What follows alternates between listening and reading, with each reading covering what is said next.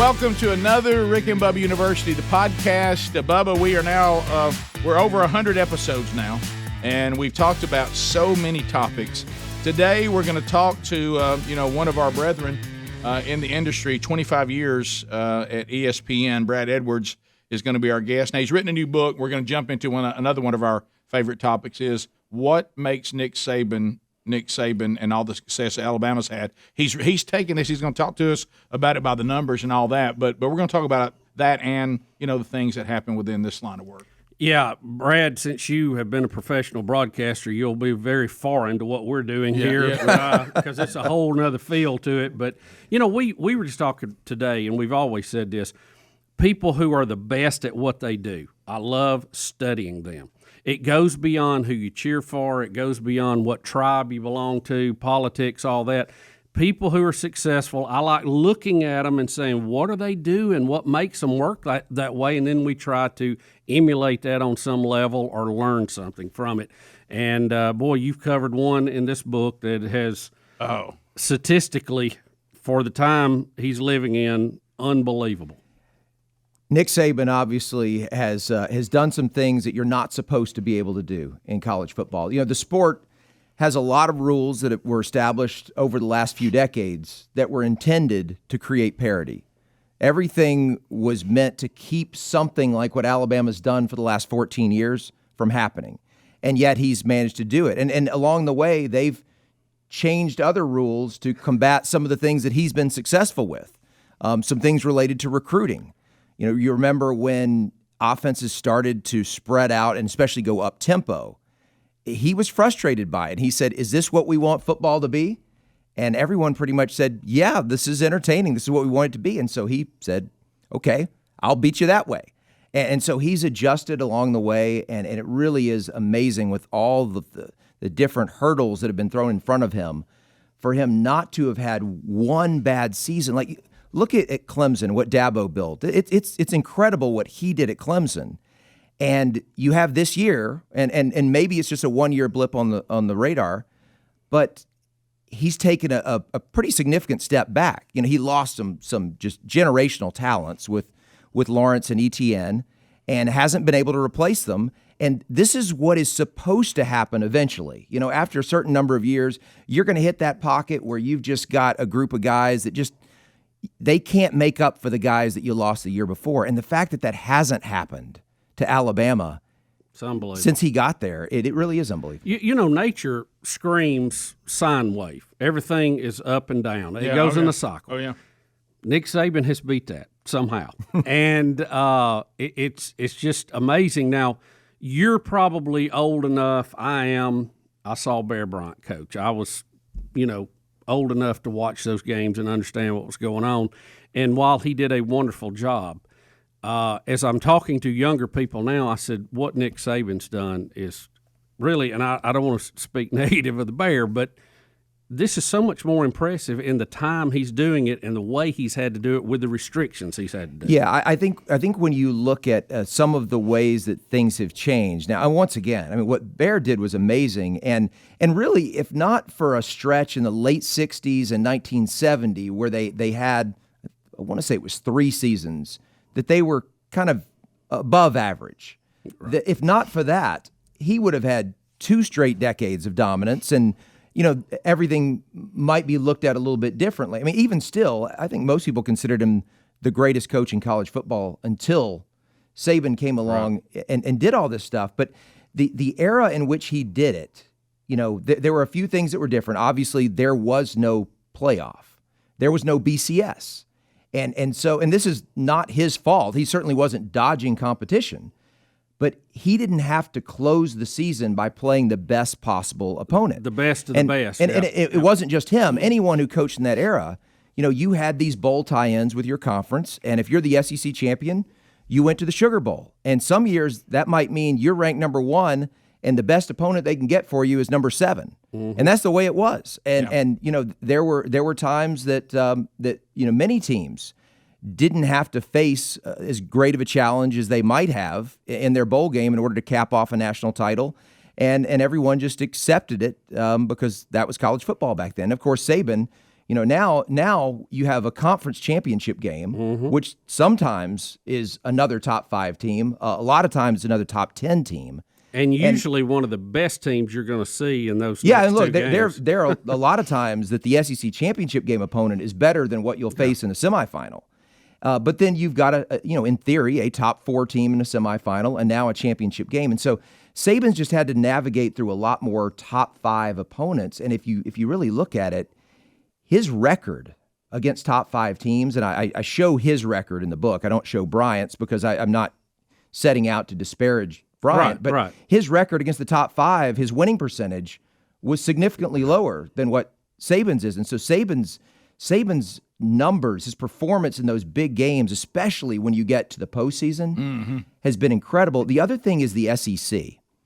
Now, Bryant did something that Saban has not done, which is in the 70s, from 1971 when he switched to the wishbone through 1979, Bryant went 58-3 in the SEC. That is now. I was a kid. I was growing up in Mississippi as a Mississippi State fan in the 70s, and I can't say that I hated Alabama, but I was sick of them. I wanted somebody to beat them because you're watching that over and over. It's like, please, anybody, just take their place. And so Saban hasn't had that type of a run, but you also have to recognize the SEC right now is much better than it was in the 60s and 70s, much more depth. I mean, you go back to, LSU winning the national title in 2007, Saban's first year at Alabama. Obviously, Auburn won in 2010. LSU won again in 2019. Am I missing somebody? Georgia appears to be the odds-on favorite right now. See, Tennessee 98. Won in the first BCS year. Yeah. Right. I'm sorry, Florida. I forgot. Florida won 2008, yeah. but the second year Saban was at Alabama. And so you've got all these teams that you've got to contend with that recruit at a really high level. And so it's just different from what Bryant navigated. The name of the book is called Dynasty by the Numbers. Brad Edwards is here with us. You spent 25 years with ESPN? Yeah, yep. I did. It's incredible to think about. Yeah, and we'll jump more into the book, but I kind of wanted to talk a little background because you were telling us before we started today, you actually lived a period of time in Alabama because of one of the many spring professional leagues. That's right. That Birmingham, Alabama has tried. This was the Birmingham Barracudas. And you came to work for the Barracudas, is that right? I did, 1995. So while I was in college at Alabama, I took off and did a couple of internships, and one of them was with the Indianapolis Colts. And I came away from that thinking, I really want to work in PR in the NFL. That's a dream job. And as soon as I graduated, I applied for some jobs. And there's no way someone right out of college with no experience was going to get one of those jobs. Right. But I wasn't to be deterred. I wanted to continue to pursue that. And after the graduation, I stayed one more year with Alabama football, and I did an internship doing PR for the team. And I still couldn't get an NFL job, so I said, okay, I'll at least get into, quote, professional football. Right. And so I took a job as assistant PR director for the Birmingham Barracudas. 1995 was the only season. Some people probably remember it. And which league was that? That was the Canadian Football League, right. CFL. Yeah, that's right. Yeah, because there were, I want to say 8 teams in the United States. Yeah. It was an experiment that failed, but it was fun while it lasted, and so the CFL team folded at the end of the only season, and that was kind of like late October, early November, and I ended up waiting tables at Chili's in Homewood on Lakeshore Drive. Yeah. Just I've been there many times. Yeah, and so that was what I was doing when I got a call from ESPN asking me if I wanted to come there and work on college football. Now, the reason I got the call is because while I was at Alabama doing that PR work, I generated the game notes for the team on a weekly basis. And the media, a lot of people don't know what I'm talking about, but the media use these notes to help them prepare for games, and especially the ones that don't cover the team every week. Right. And so when ESPN would do the games, they would go through those notes. And the guy told me, he said, I love your notes. He said, they're a lot more useful than the notes that we get from most other schools that we do games of. And so we kind of, talked a lot every time that we would have a game with them, and he just kind of picked my brain. And it turned out that the Barracudas had a game the week before college football began in 1995, and it was scheduled against Doug Flutie's team. Mm-hmm. Now, Flutie was injured and ended up not playing in the game, but ESPN had already decided to televise it, and they put this same crew, their primetime crew, on that game, thinking it'd be good warm-up, get the kinks out, before we start college football next week. And so I reconnected with those guys in 95 through that, and I had actually applied for a job out at Stanford in PR, and I had just asked this guy if he would be a reference for me for that job. And he said, sure. And I said, well, the application deadline's still about a month and a half away. Do you mind if I call you closer to the date so they don't forget about me? He said, no problem. And so it was during that month and a half before I called him back that he called, and younger people in the audience won't know what I'm talking about, but I come in from waiting tables, and my answering machine, the old answering machine, yeah. the light is flashing, and I go over there and I press play, and he's like, just came out of a meeting, and we decided to create a position with college football at ESPN that I think you would be perfect for, and I want to see if you'd like to take the job. And of course, I had to weigh that against a career at Chili's. Yeah. Did you hear angels singing? Because if you're a sports person, going to ESPN was the promised land. And my mom, I didn't remember this, but when I was in high school and I was applying for scholarships, there are a number of we don't know anything about that. And so a lot of them ask you to write an essay, about what you want to study or what you want to do and all that stuff. And I didn't remember it, but my mom had told me that one of the essays that I wrote, I mentioned that I wanted to work at ESPN when I got out of college. And we were actually many years later just clearing out some old stuff when my mom was moving, and she found the letter. How about that? She found a copy of it. And I was like, wow. I mean, I when I was in high school, I wrote that my goal was to work at ESPN, and I ended up there, which, that's a blessing for that to happen to anybody. It really is. Brad Edwards, our guest. We'll come back. I want to delve a little bit into your world of ESPN, then we'll get back to the book as we really almost take kind of a Moneyball look at Saban and why he has been so dominant. And we'll talk more with Brad Edwards when we come back on Rick and Bubba University, the podcast. All right, so, Bubba, let's just call it, you and I as a small business, trying to get in the world of how to use all this streaming and social media, and you want to market, and you want to say, I want to put some ads out there. Where do the ads go? How do I design the ads? A lot of more questions than answers, my friend. Yeah, well, that's why we need Marpipe. Look, now this is a testing platform for Facebook and ad creative that lets us, do the creative testing better. Like for you and I, if we wanted to look at an ad that you and I were going to put out about the Rick and Bubba show, hey, you should listen to us, or hey, Rick and Bubba University. Hey, right here, listen right here. We might get with Helms and we might put together one image and go, well, that looks pretty good. Let's go with it. Yeah, but with Marpipe, we could see like about. Give me that name again. Marpipe. Marpipe. Marpipe. And what we could do with their help is look at about 25 different options and go, now this one. And actually find out which one people enjoy better. That is correct. Isn't that magical? And how about this? And also they'll give you the ad performance in 30 days. And you know what? That's the average for them when they go to work. The average is doubling what you got without them. This is not some shady offer that you find in a spam folder. Marpipe is, they are a high-tech platform, and they are remaking the digital creative industry. And here's the thing that I love about it. It is simple. You just upload the assets, and Marpipe will create hundreds of ad variants and seamlessly launch them with one click. So then we send out, boom, a bunch of different looks, and then they come back in 30 days and say, here's how it went. Look, if you're spending over $25,000 a month on Facebook advertising, you need Marpipe today. So book a free demo, because if you're like me, okay, can they talk to me first? Yes. Book a free demo at Marpipe, that's MARPIPE.com/Bubba right now, and get a free $2,000 credit. But that's only going to last to the end of December on the 31st. Sign up for your free demo and get a free $2,000 credit at marpipe.com/Bubba now through the end of the year. Marpipe.com/Bubba.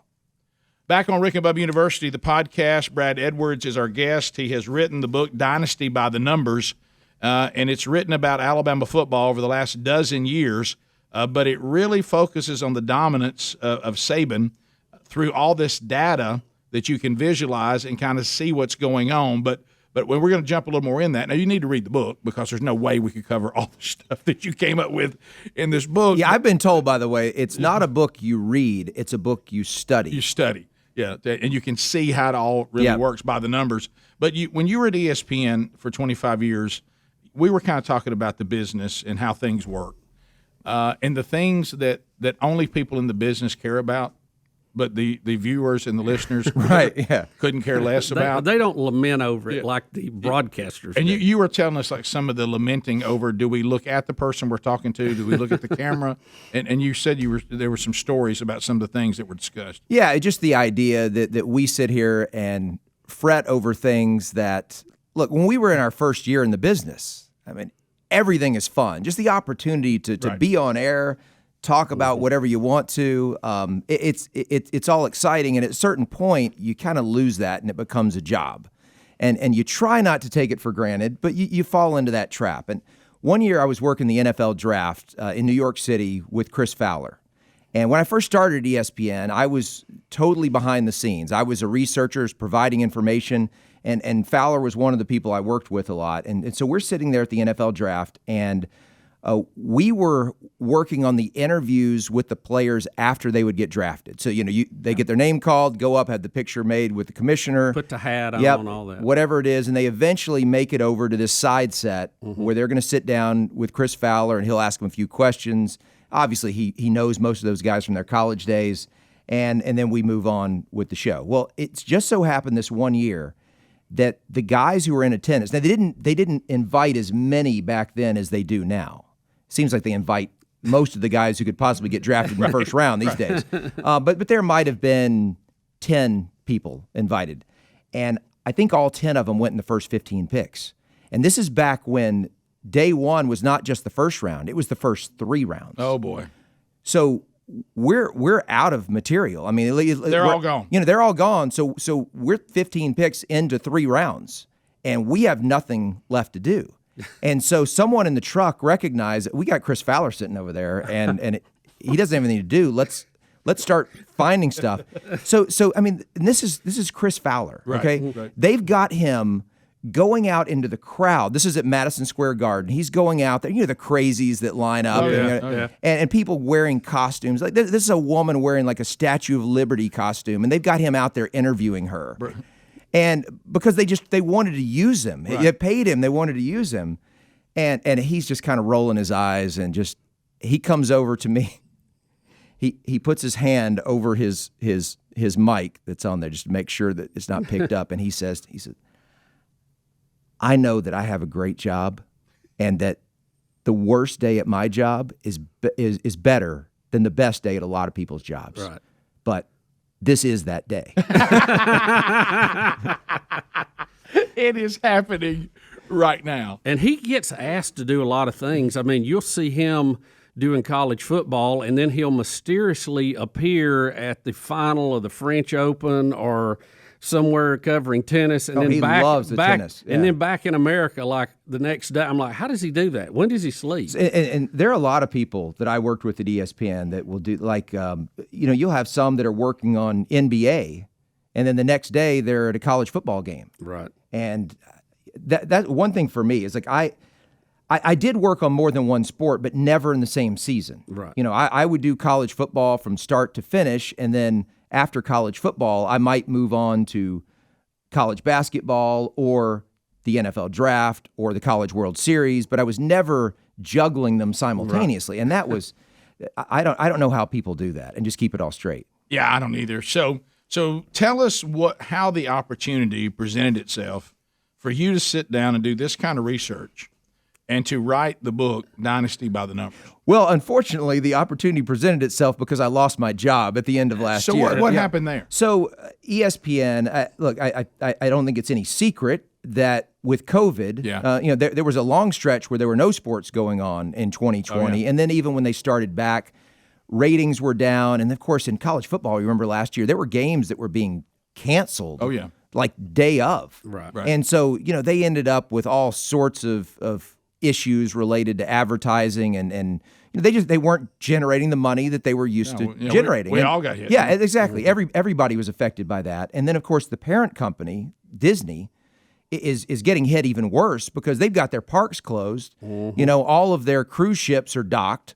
The people at theaters aren't open. They're not able to put out new movies. And so the cash cow's running exactly. a little dry. So Disney couldn't bail out ESPN. It just got to a point where they had to eliminate some jobs. And Disney eliminated thousands of jobs. ESPN eliminated hundreds, and mine was one of them. And it didn't catch me by surprise. The type of stuff that I did, I always knew was a luxury, not a necessity. Having good information differentiates a network from others. But at the end of the day, people who watch the games are not watching it because of the information. They're watching it because they want to see those teams play. Right. And so, I lost my job, and fortunately, the money that they had to give me as part of the separation agreement allowed me to have some cushion for 2021, and so I said, you know what, before I get into whatever I'm going to do next in my life, I want to write this book because it had been in my head for a few years, and I'd spent so much time at ESPN telling stories with numbers that I knew there was a lot of good stuff on Alabama football. And I knew there was more if I had the time to look for it. And so that's what I did. I took about 2 months, and I went ahead and knocked out the stuff that I knew was there and kind of fine-tuned it, and then started looking up some new stuff. And it was just, some of the things that I discovered, I finished the research, and then I thought to myself, there's no way that can be right. Like, that's Right. too incredible. Right. And so I went back and I double-checked it, and it's right. And then right before the book went to print, I thought, you know what? No one else is going to believe this either, so they're going to check it. I need to check it a third time just to make sure, right. because someone's going to call me on it or check you me don't on want it. that person in an interview going, well, let me tell you about Brad Edwards' book. I did some research. Yeah, right. Yeah, so that whole thing afforded me the opportunity to do this, and I self-published the book. And if you're going to self-publish, you better be willing to self-promote. That's correct. Because you're sinking your money into printing these books, and now you got to sink your time into selling them, or the whole thing was a waste. And so I've spent the second half of this year, actively promoting and appearing to make book sales, and it's been a lot of fun because it's just so different than anything I'd ever done before. I've never done anything really in the business world, so to speak, and so it's been a great experience. So has Coach Saban reached out to you? Is he aware of what's going on here? I don't know if he's aware of the book in its entirety. I do know that there's a lot of stuff in there about Alabama's domination of the NFL draft and players in the NFL, and people in the football program have the book. I know that for sure, and I feel very confident that some of them would not give Saban the book, because there are two things we know about him. Oh, yes. One, he's not going to sit down and read any book in the middle of football season. No. Another thing he's not going to do is revel in his own accomplishments. When he was asked last year after winning the national championship, I guess it was technically earlier this year, passing Bear Bryant, whatever. What does that mean to you? He's like, I don't know. When I retire, maybe I'll think about that stuff. And for now, I'm just thinking about the next recruiting class, the next season, and all that. And I everything I've observed of him, I think that's true. I think that's how he operates. So I don't think he'd be interested in reading it, but I do know that he's interested in anything that's going to help him win football games, and that includes recruiting. And so I would imagine he's probably seen some of the content in the book. All right, we'll come back. Brad Edwards, let's jump into some of the things that are in the book or question. I know, Bubba, you got a question to ask, because this is very fascinating to think about what you did find, taking the time to unpack it, because all of us watching, we think something pretty incredible is going on here, and you have gone out and researched it, and you can probably confirm that what we think is going on is pretty incredible. It sure is. We'll come back more with Brad Edwards when Rick and Bubba University, the podcast, continues. Bubba, the earbuds from Raycon, they've been a huge hit. Some people are listening to this podcast right now on Raycon earbuds, and you remember when they first came to us and wanted to do this relationship, like a lot of people, we think, well, hasn't the earbud thing kind of been done? The people that put the cyborg things hanging out of your ears, and they probably have done it. Can you really have this price and that kind of quality? And the answer is yes, and the answer is yes. These earbuds have been beloved. We just had Helmsley from the show this week accidentally leave his in his pocket. They've been washed in the washer. They're out, they're dried, and they're working again. Came back to life. We've had several emails about this, and people dropping them from multiple stories up, and they still work. And Rick, I mean, I've been impressed. I knew when the price was a little bit less than some of the other brands, I thought, well, I'm going to sacrifice quality, but that just hasn't been the case. Well, and then we're getting you more savings by you going to buyraycon.com/Rick Bubba Pod. Put all that together, Rick Bubba Pod, just like earbuds, but Rick Bubba Pod. And you'll unlock an exclusive deal. We're going to get you an additional 20% off. Now, they're already about half what the other earbuds are trying to charge you, and they don't hang out of your ear. They fit comfortably. They've got different modes you can set them to based on what you're going to be listening. The pure mode is like you're going to be listening to blues or instrumental music. The balance mode is for listening to more rock, heavy, and then bass mode is for hip hop and reggae, and then you pick the one. I don't know which one you'd put on it to listen to us. I have no idea.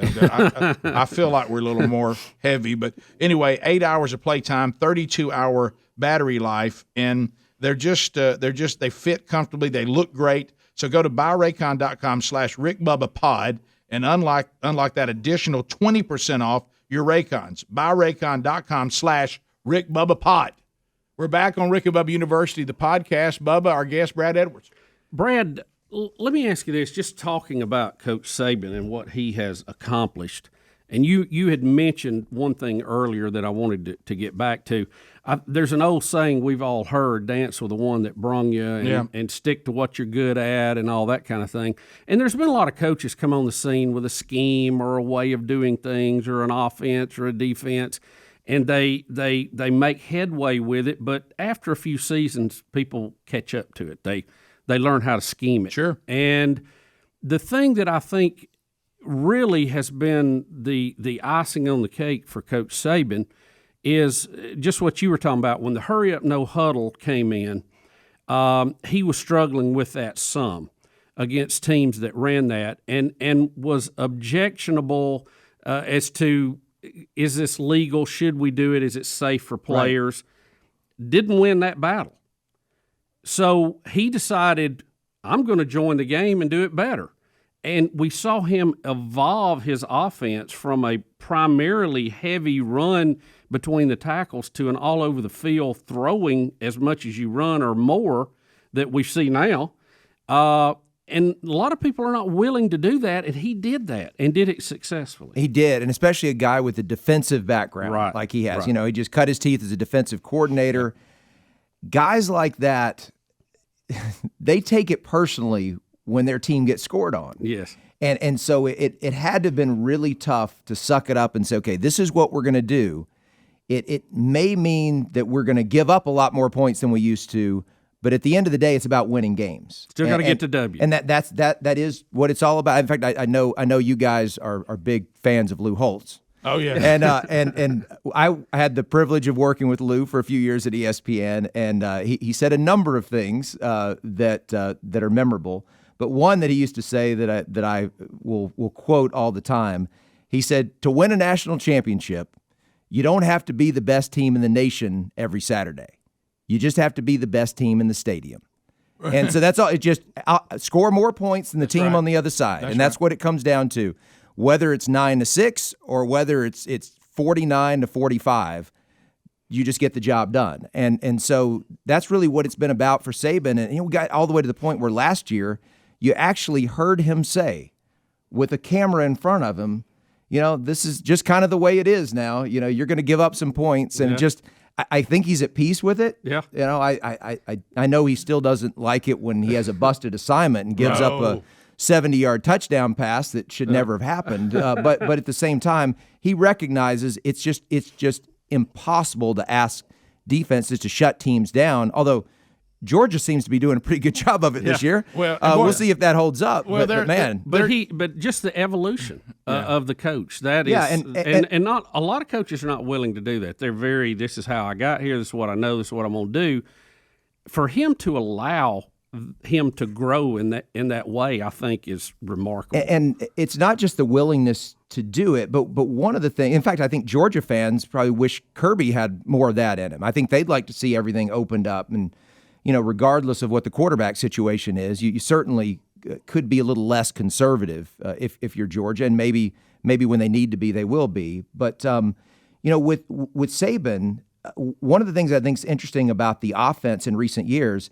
And I don't want to imply that there is much that is positive about having to replace your offensive coordinator almost every year, because the net result of that is negative. Right. But if there's a silver lining to it, it's that you have different guys who are coming in almost on an annual basis with a slightly different approach to calling plays.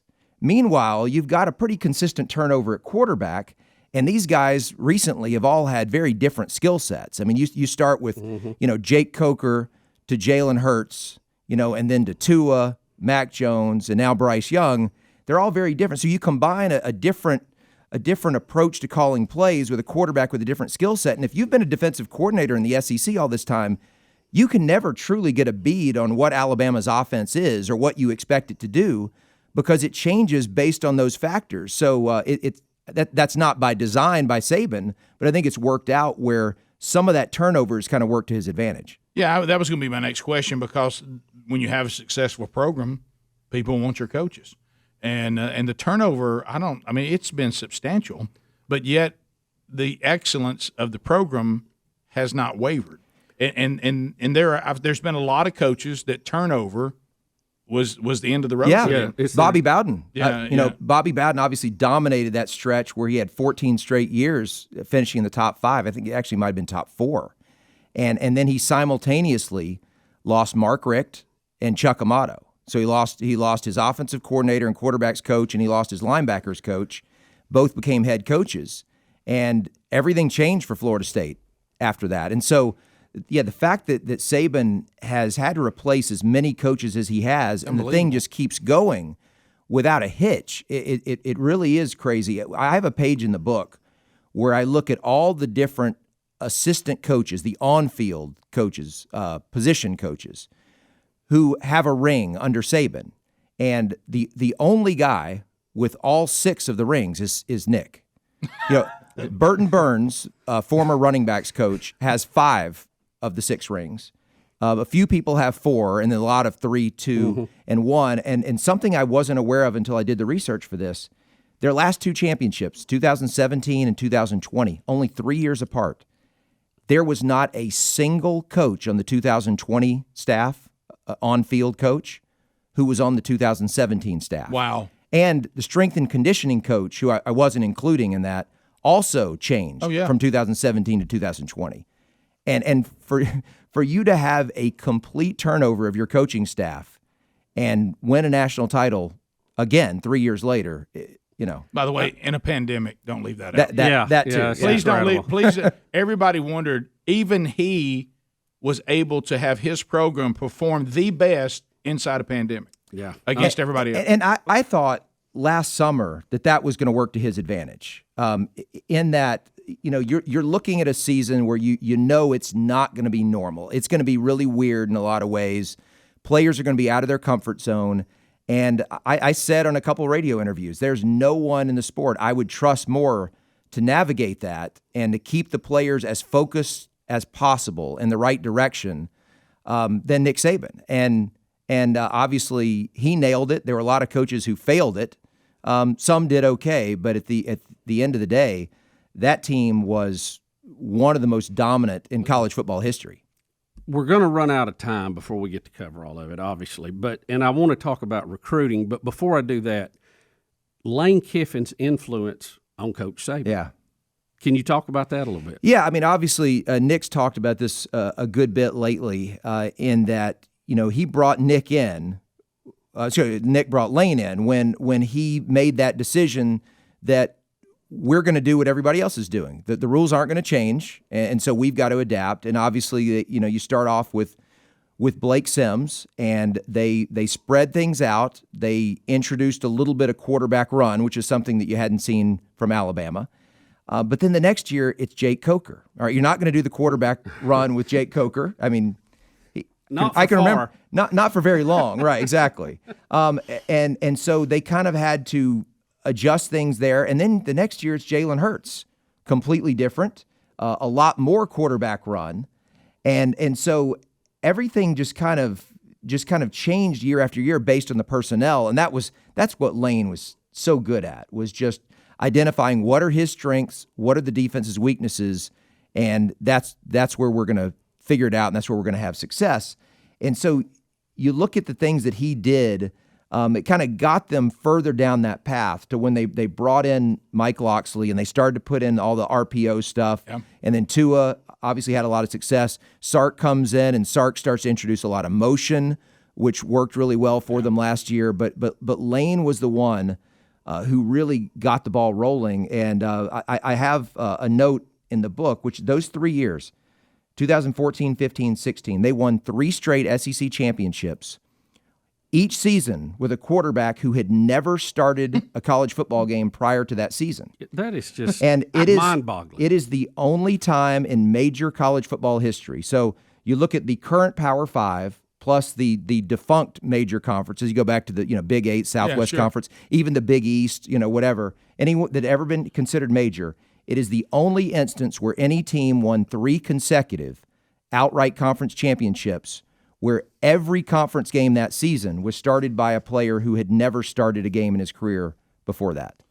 Dynasty by the numbers. If you ever want to know what are the numbers in this Saban era, they're all there in the book by Brad Edwards, and we continue our conversation with him when Rick and Bubba University, the podcast, continues.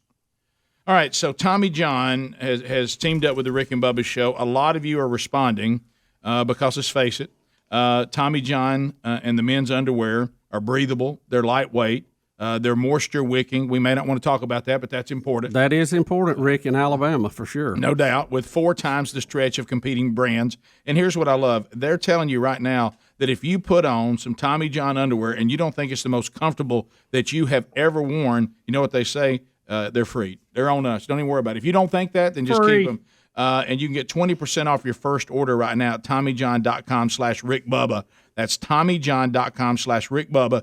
Get an additional 20% off because when you wear Tommy John, they're so much more comfortable. You do everything better. And coming up with Christmas season coming up, sometimes people say, hey, don't get daddy this or whatever. Go ahead and get him some Tommy John underwear. He'll thank you for that because it's also not just going to be called the holiday season, because with Tommy John, the softness season.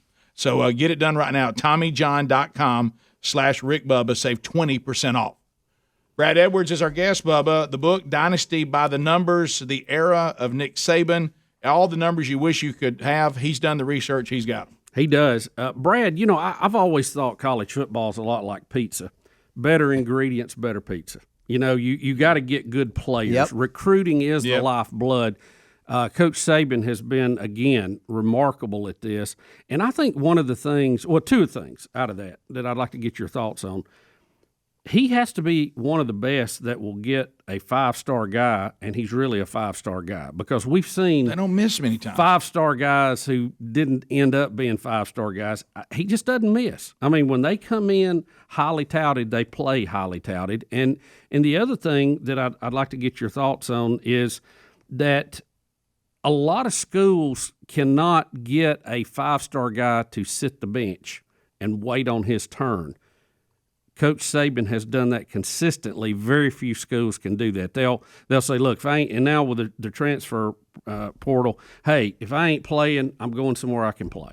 So how has he accomplished those things? Yeah, I mean, starting with the transfer portal, the portal itself gets so much attention as if this is brand new thing that players can transfer. That's not new. The thing that bothers Saban about this, and I'm sure bothers a lot of coaches, is the new rule that allows them to be able to transfer without penalty. Right. One time you can transfer and immediately be able to play somewhere else the next season. And I think really what you said is that it creates this opportunity for, I guess for lack of a better term, a mulligan. If you feel like you're not in the place where you want to be. And look, there's certainly a lot of cases like that where it's valid. But Saban would tell you that what he doesn't like is that players can use that as an excuse to not put forth the effort to try to work harder and earn a spot, make themselves better and break in the lineup that way instead of having it given to them by going against lesser competition in order to become a starter.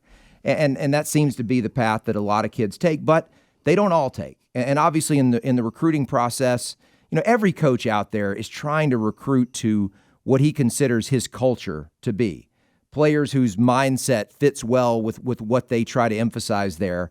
And so one of the things Saban is looking for is people who he thinks are great competitors and the ones who it's important to them to be able to succeed against the very best. And if that means that, hey, I've got to put in my time and play special teams for a year or two before I get a legitimate chance to become the starter, then so be it. And that's worked out well for a whole lot of guys at Alabama. But there still have been some that choose to take the other path, and there'll probably be more of them now that they can go and not have to sit out a year somewhere else. And most schools are going to deal with that. But of course, at the end of the day, the transfer portal is going to end up working to the advantage of Alabama and the other big-time programs because the players they're losing are not starters. They're losing guys who weren't able to get on the field and want to go somewhere where they think they can. The guys that they're going to pick up out of the portal, like this year, are to give them depth, if not a clear-cut starter at a position of need. So that, they got the receiver, Jamison Williams, who came from Ohio State, who was a backup there, was able to break into the lineup, and he's been probably Alabama's biggest threat at receiver, most productive receiver up to this point, and obviously a starting inside linebacker in To'o, who came from Tennessee. So I think that type of stuff is going to continue. So you go back though to the recruiting part of it, and when I thought that the Saban dynasty was going to start to tail off is when his assistant coaches started to get hired by other schools, especially in the SEC. Yeah. But around the Southeast and other major programs. And it wasn't because I thought, okay, they're going to take this secret sauce that Saban has and they're going to use it to be able to get their teams on the same level as Alabama. I never assumed that they would be as good of a coach as he is. But what I thought was that everyone from that staff is a great recruiter. And these guys are going to go out and they're going to take enough guys over the course of the years that would have gone to Alabama. And maybe Alabama's signing class, instead of having 22 4 and 5 stars, goes down to having 19 4 and 5 stars. And over the course of 4 years, you've got 12 fewer 4 and 5 stars on the roster, which might make the difference in losing a couple of games that you would have won. And that's where I thought it was going to fall apart, was because he wouldn't be able to sustain the recruiting at the same level without all those assistants. And that hasn't been the case at all. The 2017 signing class, which is almost out of Tuscaloosa now. There's still a few guys left that are on this year's team. Most of them, though, are now finished with their eligibility. And the hit rate on those guys was just amazing. They had, as you're probably aware, 2 quarterbacks in that signing class were both drafted in the first round. Yep. There were 3 wide receivers in that signing class who were drafted in the first round. 2 offensive tackles in that signing class were drafted in the first round. That's the real telltale. And then Najee Harris, running back, was drafted in the first round. Decent player. They're all right. So I mean, so his recruiting has gotten stronger. And if you buy into the recruiting rating, supposedly the class that's out there for the first time this fall is the best of all of them. We'll see if that ends up being the case. But yeah, that in no way has the recruiting ever dropped off. So Dynasty by the numbers. 2 questions before we go. How do you get it? So you get it online only through my website. Most people go to Amazon. The book is not on Amazon. It's my website, which is BamaDynastyBook.com. If you live in Alabama, there are a few places you can find it. Alumni Hall, the store, has it in Birmingham, Huntsville, and Tuscaloosa. And then on the Alabama campus, the Soup Store and the Bryant Museum both carry it. All right, so go grab that, and this will be the last thing I'll ask you, and I know the answer, by the way. But after you've done all this research, based on the numbers, is Nick Saban, to this point, the greatest there's ever been? No question in my mind. And the subtitle of the book is why Alabama now owns the greatest decade-plus run in college football history. I worked extensively on college football's 150th anniversary for ESPN 2 years ago, so I know what the other great dynasties in the history of the sport have done. And you might be able to find some that over 6, 7, 8 years did something you could put up against Saban's best 6, 7, 8 years. But when you get to 10 years or more, no one else has done this and been able to sustain it for as long as Saban has. And so I don't know that you could come to any conclusion based on that other than that he's the greatest of all time. Brad Edwards, our guest, thanks for being with us, brother. You got Thanks, it. I really Brad. appreciate you having me. Yeah, listen, if you ever want to do sports in your shorts, let us know. And thanks to all of you for joining us for this edition of Rick and Bubba University, the podcast.